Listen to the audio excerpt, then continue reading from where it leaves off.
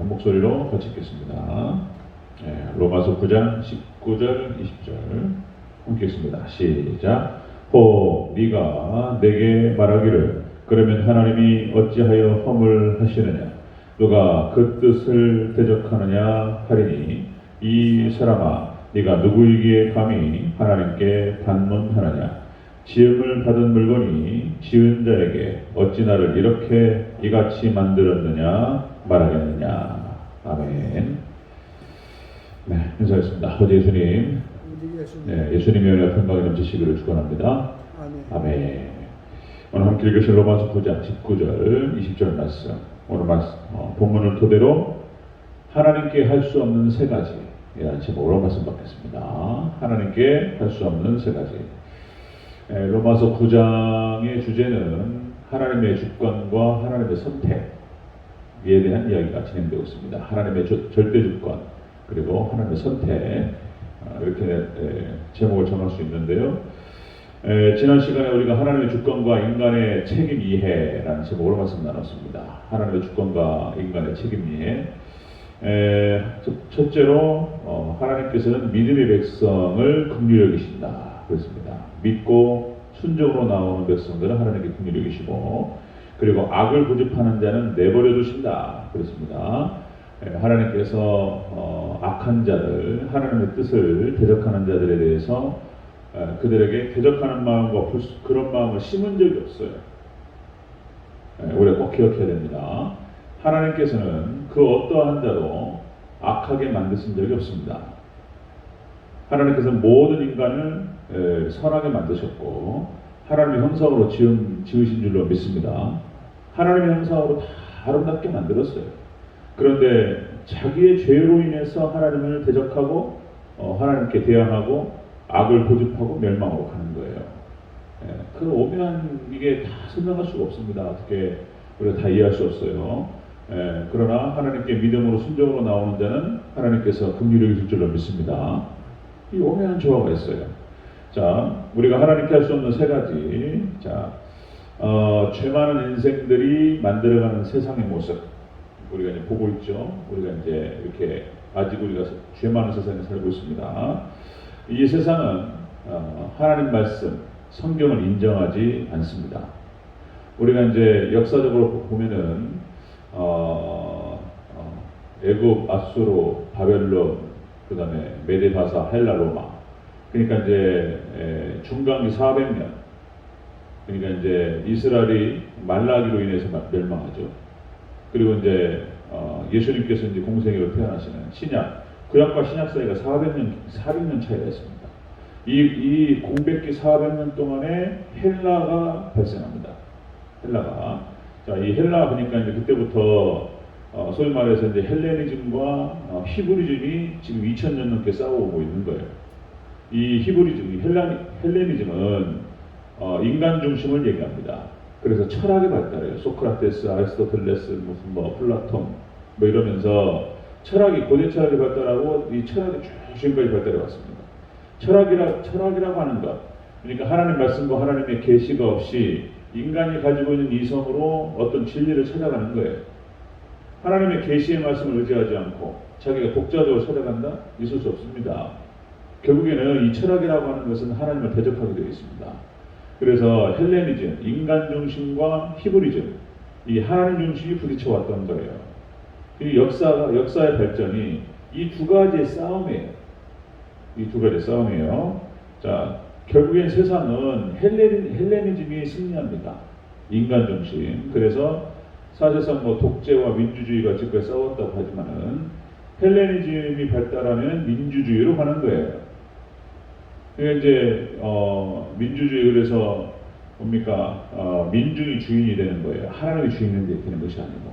세상은 하나님이 안 계시기 때문에, 세상은 하나님을 믿지 않기 때문에 민주주의가 맞는 거예요. 그나마. 죄인이 독재하면 이거는 이제 완전히 거꾸로 가는 것이고, 죄인이 독재하면. 자, 그래서 세상이 이제 우리나라도 민주주의가 발달해 왔는데, 민주주의가 발달한 곳에는 모든 권위가 상실됩니다. 그러니까 민중이 주인이 되는 거예요. 그래서 이제 권위가 무너지기 시작하면서 집안에서는 아버지의 권위가 무너지고, 그리고 학교에서는 선생님의 권위가 무너지는 거예요. 예, 학교에서 지금 무슨 뭐 학생 인권조례다 하면서 이렇게 나온 것들, 그러니까 학생들이 선생님을 평가해요. 이게 이상한 발상들이 나타나기 시작합니다. 민주주의가 그렇게 가는 것이죠. 교회에서는 또 이제 목사의 권위가 이제 무너지기 시작하죠. 어쨌든 이것이 제대로 된 권위가 바로 설 때 그 조직이 바로 세워질 줄로 믿습니다. 학교에서는 선생님의 권위가 살고 집안에서는 아버지의 권위가 살아요.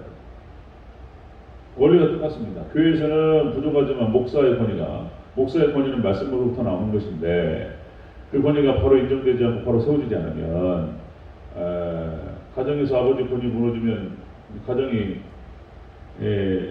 무너지는 거예요. 콩가루 되는 것입니다. 학교에서 선생님의 권위가 무너지면 이게 이제 교육이 안 되는 거예요. 그런 원리가 되는 건데요. 자, 오늘 본문을 통해서 하시는 말씀은 그런 겁니다. 하나님께 할 수 없는 세 가지. 첫 번째, 하나님의 뜻은 대적할 수 없다는 것입니다. 하나님의 뜻은 대적해서 안 된다. 이런 얘기 하시죠. 이런 얘기를 하는 것이죠. 19절을 같이 읽겠습니다. 19절. 9장 19절을 함께 읽겠습니다. 시작. 혹 네가 내게 말하기를 그러면 하나님이 어찌하여 허물하시느냐 누가 그 뜻을 대적하느냐 하리니. 아멘. 하나님의 주권을 얘기하니까 하나님께서 그럼 다 정하셨는데 뭐 우리가 뭐 할 수 있는 게 뭐냐 말이야. 이렇게 이제 따진다는 것이죠. 이렇게 대적한다는 것입니다. 자, 하나님의 뜻은 대적할 수 없다. 그러니까 그 누구도 하나님을 대적해서는 안 된다. 이렇게 얘기하는 것이죠. 이 대적이라고 하는 것은 원어 뜻이 대항하다, 저항하다, 그리고 반대하다 이런 뜻입니다. 이게 창조주 하나님께 대한 저항과 반대입니다. 반대, 대항을 하는 것이죠. 정말 이 시대는 라오디게아 교회 시대다. 민주주의, 다원주의, 세속주의 이제 정확하게 계시록에서 얘기해 줍니다. 그래서 예수님께서 하신 말씀은 마지막 때는 노아의 때와 같으리라 이렇게 말씀하셨습니다. 자, 하나님께 대한 바른 자세가 무너지기 시작합니다. 하나님께 대한 바른 자세는 역시 신본주의죠. 신본주의. 하나님 중심, 말씀 중심, 교회 중심. 계속 주장을 하는데 이게 이제 인간 세계하고 부딪혀 나가는 것입니다. 인간 세계하고 우리가 하나님께 대한 바른 태도를 회복하라 이런 말을 하는데 하나님께 대한 바른 태도 딱 단적으로 모세가 하나님께 출애굽기 3장에 모세가 하나님을 만날 때 하나님께서 모세를 부르실 때 하나님께서 모세에게 말씀하셨던 그걸 말하는 거예요. 하나님께서 가시떨기 나무에서 나타나셨습니다. 모세가 기이한 현상을 보는 것이죠. 확 불타올랐는데 나무는 타지 않고 불이 붙어있단 말이죠. 기이한 현상이다. 그리고 자세히 쳐다보는데 하나님께서 음성이 들렸습니다. 너는 거기서 멈추고 그 땅은 거룩한 땅이 네 발에서 신을 벗으라. 하나님께 음성이 들려왔죠. 그리고 바로 신을 벗습니다. 여호수아도 마찬가지예요. 예수님께 하나님을 딱 여호와의 군대 장관을 만났을 때 네 발에서 신을 벗어라. 이게 이런 자세죠. 그러니까 발에서 신을 벗고 하나님의 음성을 듣는 것입니다. 이런 자세가 중요하다. 욥도 마찬가지죠. 욥이 이제 여러 가지 논쟁을 해요. 자기 말을 할 수 있어요. 특별히 제가 범죄한 것이 없고 하나님 잘 섬기려고 노력했는데 나중에는 이제 욥이 이제 이런 표현을 쓰죠. 제가 티끌 가운데 회개하나이다. 이런 표현을 씁니다. 그러니까 욥의 자세. 이사야도 마찬가지입니다. 이사야도 하나님을 만났을 때 그런 표현을 쓰죠. 화로다. 나여 망하게 되었도다. 하나님 긍휼히 여겨달라고. 이렇게 이런 자세를 취하는 것이 맞다는 것입니다. 오늘 본문에서도 19절에서 그런 얘기를 하는 것이죠. 똑같은 맥락에서 혹 네가 내게 말하기를 그러면 하나님이 어찌 하여 허물하시느냐 누가 그 뜻을 대적하리요 하리니. 하나님의 어떤 주권과 선택에 대해서 이렇게 이제 반문하고 따지는 것이죠. 자, 하나님께 할 수 없는 것이 하나님의 뜻에 대적하는 것이다 라고 하는 것입니다.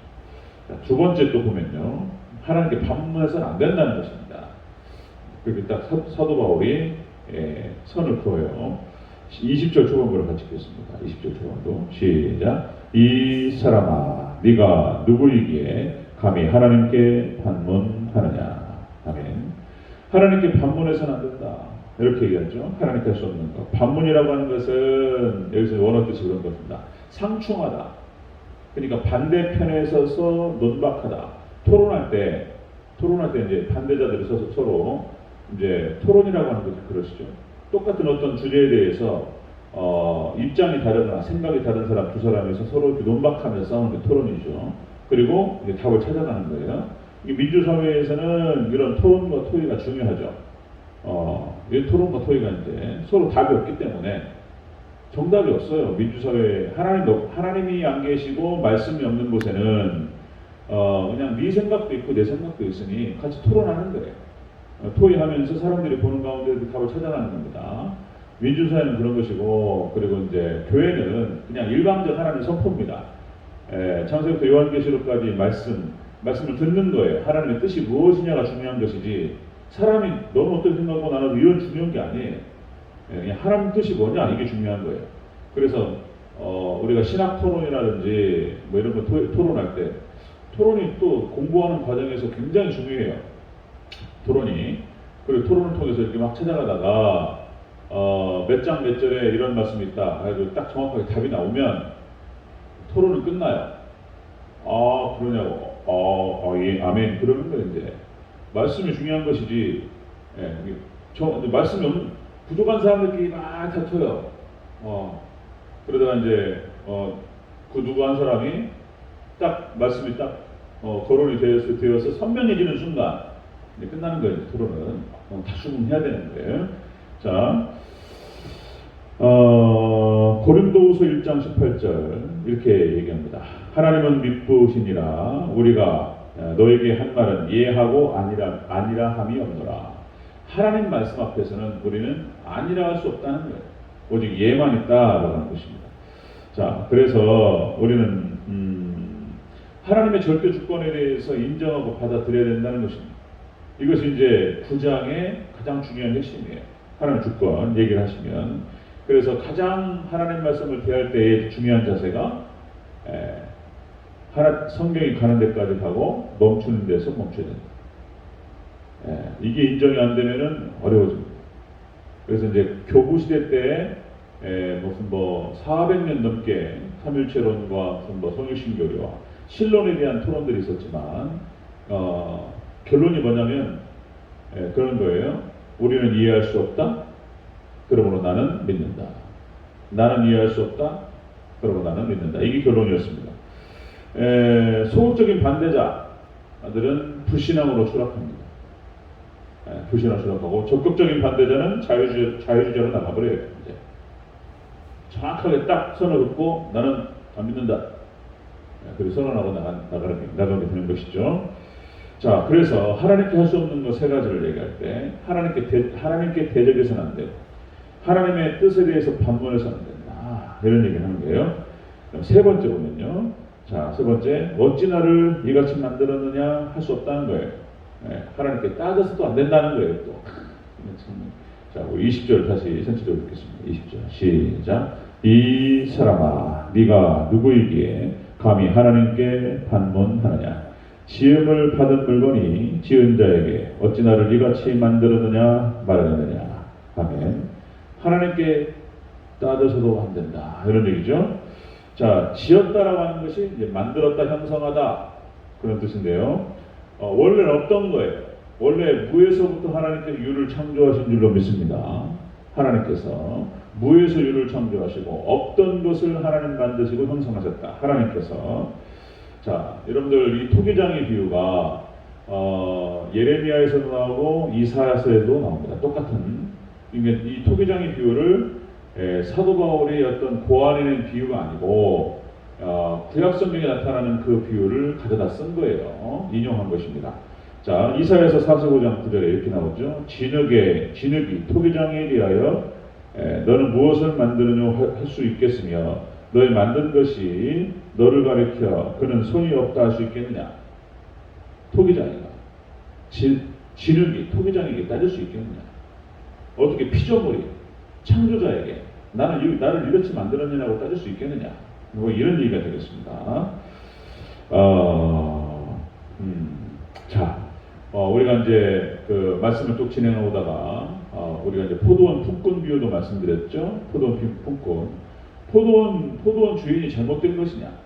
잘못한 게 없다는 거예요. 그러니까 원래 그 한 데나리온을 약속한 거예요. 7시부터 와서 아침 7시부터 와서 일을 했던 사람, 그 사람에게 오늘날로 말하면 20만 원 주겠다고 약속하고 이렇게 하루 종일 일을 한 거예요. 그러면 10만 원 주면 되는 거예요. 자, 그런데 9시부터 온 사람도 똑같이 10만 원 주고, 그 다음에 12시에 온 사람도 반절만 주면 될 텐데 또 10만 원 주고, 그 다음에 오후 3시에 왔는데 또 10만 원 주고, 그 다음에 마지막 1시간밖에 안 했어요. 5시부터 6시까지. 그 사람에게도 똑같이 한 데나리온 10만 원 주고 이랬단 말이에요. 그것이 잘못됐냐? 포도원 품꾼 비유도 그런 뜻도 있는 거예요. 하나님께서 은혜를 베푸신 것에 대해서 감사한 일이지. 그러면 이제 더 많이 안 줬다고 12시에 온 사람, 9시에 온 사람 좀 더 주지 않겠냐? 7시부터 일한 사람 좀 더 주지 않겠냐? 더 안 줬다는 것이 불공평한 거냐? 그렇지 않다는 것입니다. 다 똑같이 은혜 베푸시는 것이 하나님의 뜻이다. 그런 것이죠. 자, 여러분들 찰스 핀이라는 사람, 찰스 핀이라는 사람을 여러분 한번 들어보시고 이 기억을 하실 필요가 있습니다. 이 사람이 이제 미국의 부흥 시대에 이제 이 사람이 따져 물었던 사람이에요. 좋은 사람인데 이제 여러분들 전기문에 보면은 50만 명을 전도한 찰스 핀이, 위대한 전도자 찰스 핀이라는 책도 있습니다. 그러니까 이제 감리교 목사였습니다. 이 사람이 이제 아주 잘생긴 변호사였어요. 이제 목회자로 사람이 다시 변호사 생활을 하다가 신학을 하고 목회자가 됐는데 아주 그냥 1800년부터 1840년대 그러니까 이제 미국의 2차 부흥 시기에 활동했던 사람입니다. 이제 여러분들 강단 초청이라는 거 아시죠? 한번 여러분 겪어보셨는지 모르겠습니다. 그러니까 우리나라도 80년대, 90년대 부흥회 때 많은 부흥 강사님들이 이렇게 썼던 방법 중에 하나예요. 강단 초청. 찬양하고 말씀을 선포하고 그리고 찬양하면서 기도를 막 뜨겁게 하다가 이제 그 앞에서 인도했던 목사님이 자, 예수 그리스도를 믿음으로 영접하고 여러분들이 예수님을 받으셔야 된다. 강력하게 도전하고 그리고 여러분들이 마음 가운데 예수님을 믿고자 하는 사람들은 강단으로 오십시오. 지금 앞으로 나오십시오. 그 찬양이 막 쫙 진행되기 시작하면서 도전하는 거예요. 앞으로 나오시라. 그거는 이제 저도 그때 그런 경험이 있어요. 지켜봤죠. 그렇게 쭉 상황을 봤던 기억이 나는데 이제 막 뜨거워지기 시작하면서 이제 앞으로 나오는 것이죠. 자신의 어떤 그 신앙적인 결단을 표현하는 거예요. 앞으로 나오는 거죠. 나와서 여기서 무릎 꿇고 기도하고 이랬던 기억이 있어요. 이제 이런 강단 초청의 방식을 처음에 사용했던 사람이 찰스 핀입니다. 이제 이 사람이 이제 감리교 목사로서 이제 당시에 1800년부터 이제 1940년대, 이게 긴 얘기예요, 이 논쟁이. 이게 이제 프린스턴 청교도 신학을 갖다가 발전시켜왔던 구 프린스턴 교수들, 당시 학자들과의 논쟁의 긴 얘기가 나옵니다. 이제 이 논쟁이 심해지다가 피니가 어떤 말까지 하냐면 이런 말까지 합니다. 인간이 어떠한 방법을 사용하냐에 따라서 하나님의 구원 방식도 달라질 수 있다. 뭐 이런 얘기까지 나와요. 그래서 인간의 어떤 노력과 인간의 어떤 방식에 따라서 사람을 구원할 수도 있고 구원하지 못할 수도 있다. 마치 인간의 구원이 사람의 어떤 방법론에 의해서 달라질 수 있는 것처럼 얘기를 해버려요. 자, 이제 그렇게 주장을 했는데 실질적으로 피니를 통해서 많은 사람이 전도가 됐던 거예요. 그거 봐라, 결론적으로 되는 거 아니냐 맞지? 이제 이렇게 됐던 거예요. 논쟁은 거기서 끝났어요. 자, 그런데 이제 피니의 성공이라는 표현을 쓰죠. 찰스 피니의 성공이라고 하는 것이 과연 옳은 것이냐? 그러면 교회 역사를 통해서 봤을 때 이 찰스 피니를 갖다가 어떻게 평가하냐면 교회 안에 모든 인본주의가 들어오는데 관문 역할을 한 사람이에요. 모든 인본주의가 들어와요. 그때부터 무슨 뭐 심리학이 들어오고 경영학이 들어오고 경제학이 들어오고 그러다 보니까 신학교, 저도 그런 걸 경험했는데 신학교에서 이런 거예요. 기도하고 자기를 회개하고 말씀을 연구하고 두꺼운 책들을 읽어가면서 자신을 갈고 닦고 고민하고 그런 과정이 없이 어떤 뭐 교회에서 전략과 전술을 배우고 교회 부흥론을 배우고 해가지고 어떤 방법론으로 교회를 갖다가 성장시킬 수 있는 것처럼 그래가지고 신학교 안에 수많은 방법론만 막 무성한 종신에서도 마찬가지였습니다. 그래가지고 공부 안 하고 또 이런 말도 듣습니다. 무슨 뭐 다단계 별별 얘기를 다 들어요. 다단계에서 이렇게 사람들을 동원하고 하는 것들 이런 사람들도 이런 표현을 해요. 자기 목회하면 잘할 수 있겠대. 그래서 뭐 신앙이 있는 것도 아니고 기독교인도 아니에요. 근데 이제 그런 걸 함부로 합니다. 자기 조직 관리 해보니까 그거 뭐 목회가 그렇게 어렵냐 이래버려요. 자, 이게 논쟁이 너무 많아서 할 얘기가 너무 많지만 시간이 적절치 않은 것 같고요. 자, 이렇게 그 찰스 피니의 성공은 오히려 교회에 큰 해악을 가져왔던. 그래서 19세기, 20세기로 내려오면서 이제 뭐 빌 하이리스부터 해가지고 무슨 뭐 로버트 슐러 이런 뭐 조엘 오스틴 긍정행부터 해가지고 수많은 것들이 막 나옵니다. 그 뒤로 이 논쟁은 그 두꺼운 책들을 읽어가면서 1박 2일 토론에도 다 할 수 없는 얘기들이고요. 자, 말씀 정리하겠습니다. 하나님께 해서는 안 되는 그런 자세가 있다. 할 수 없는 것에게 사도 바울이 얘기합니다. 하나님께 대적해서는 안 되고, 그리고 또 세 번째 하나님 뜻에 반문해서는 안 되고, 그리고 하나님께 따져서도 안 된다. 자, 우리는 두렵고 떨림으로 하나님을 경외하는 그런 자세로 신발을 벗는 것이 중요하다. 그래서 우리가 그렇게 할 때 하나님의 뜻을 온전히 알게 될 것이다. 고린도전서 13장 말씀드렸죠. 지금은 거울을 보는 것처럼 희미할 수 있다. 그러나 온전한 것이 올 때 부분적인 것이 패하게 되고 온전한 것을 깨닫게 될 줄로 믿습니다. 고린도전 13장 이야기의 핵심이 그거예요. 사랑장이죠. 사랑은 온유하며, 사랑은 자랑하지 아니하며, 사랑은 뭐 쭉 나오죠. 사랑은 오래 참고 쭉 나오는데 마지막에 딱 그렇게 정리하는 거예요. 사랑은 하나님을 말하는 거예요. 그 하나님의 뜻에 대해서 지금은 거울을 보는 것처럼 희미한 거예요. 그런데 온전한 것이 올 때, 예수님 재림하실 때 예언도 그치고 지식도 패하고 방언도 그치고 다 끝나는 거예요. 그리고 우리는 온전한 것으로 들어가야 될 줄로 믿습니다.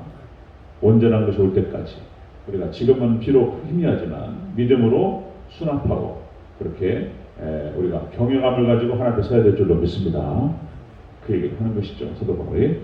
자, 여러분들 말씀 앞에서 그렇게 하나님께 열어주실 때 어떤 부분에 대해서는 열어주실 때까지 기다릴 수 있는 그런 믿음의 우리 성도님들 되시기를 주의 이름으로 축원합니다. 아멘. 기도하겠습니다.